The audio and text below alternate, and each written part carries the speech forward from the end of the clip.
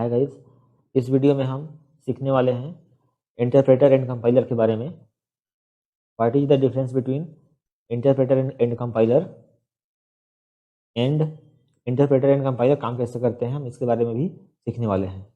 तो हम सबसे पहले बात करेंगे कंपाइलर के बारे में। तो फ्रेंड्स, कंपाइलर के केस में हमारे पास सबसे पहले लेफ्ट साइड में एक सोर्स कोड है, सोर्स फाइल। वो कंपाइलर के लिए एक इनपुट की तरह काम करता है एंड कंपाइलर सोर्स फाइल को कंपाइल करने के बाद एक इंटरमीडिएट लैंग्वेज कोड में कन्वर्ट करता है और ये intermediate language code further process होने के बाद मशीन कोड में कन्वर्ट हो जाती है और वो मशीन कोड कंप्यूटर के लिए रीडेबल होती है एंड हमें आउटपुट दिखाई देता है। कंपाइलर के केस में फ्रेंड्स, पूरी सोर्स कोड एक बार में रीड होती है और उसे कंपाइल की जाती है। अब हम जानेंगे इंटरप्रेटर के बारे में।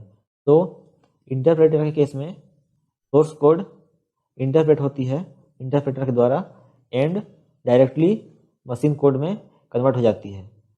इसमें कंपाइलर की तरह कोई भी इंटरमीडिएट लैंग्वेज कोड जनरेट नहीं होती एंड इंटरप्रेटर में source code line by line read होती है, बट कंपाइलर के केस में पूरी सोर्स फाइल एक बार में रीड होती है। तो that is the difference between interpreter and compiler. तो गाइज, इंटरप्रेटर एंड कंपाइलर में क्या डिफरेंस है, इसे प्रैक्टिकली समझने के लिए हम चलते हैं VS कोड के ऊपर, जहाँ पे हम एक सिंपल प्रोग्राम लिखेंगे और समझेंगे इंटरप्रेटर एंड कंपाइलर में क्या डिफरेंस है और ये दोनों काम कैसे करते हैं। तो let's go to the VS code. So interpreter and compiler में डिफरेंस समझने के लिए मैंने यहाँ पे JavaScript example and C example name से 2 फोल्डर्स क्रिएट किए हुए हैं।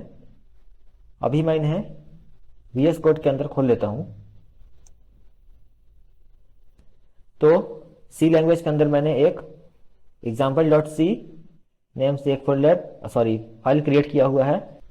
This is our source file and इस के अंदर मैंने एक सिंपल प्रोग्राम लिखा हुआ है, this is the code academy. Okay, इसे रन करने के लिए हमारे पास एक कमांड होता है, दैट इज gcc -o और -o space example, that is our output file name, space the source code file name, that is example.c। If I hit enter, you can see यहाँ पे हमारे पास सिर्फ एक फाइल है, that is example.c।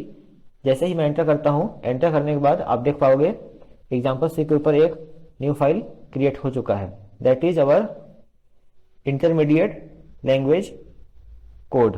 Okay, so इसे run करने के लिए अभी तक हमारे पास ये आउटपुट शो नहीं हुआ है, right.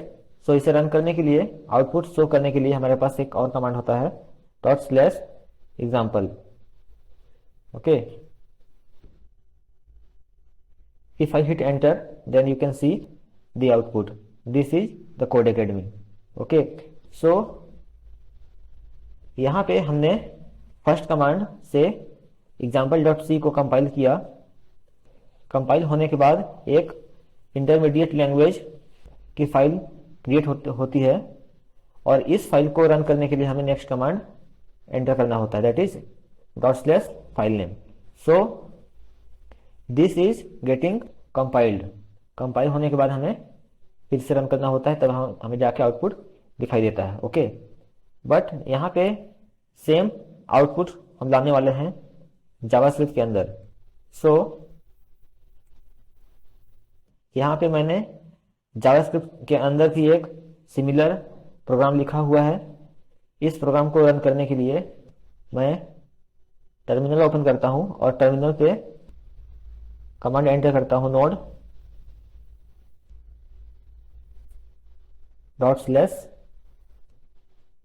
./example.js, hit enter and यहाँ पे आप देख सकते हो हमारा आउटपुट आ चुका है।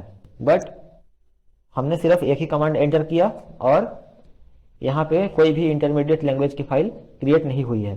सो दोनों में डिफरेंस ये है कि हमें सी लैंग्वेज के अंदर that is a compiled language. Okay, so compiled language के अंदर हमें एक कंपाइल्ड फाइल क्रिएट करनी होती है, that is after compiling the source file.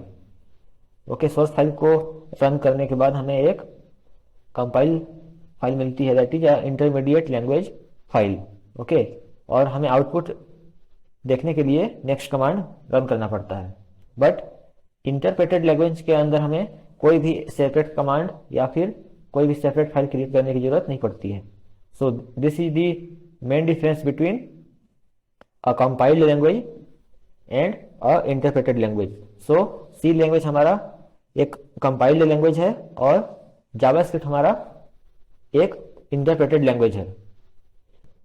Okay, so that's it about compiler and interpreter.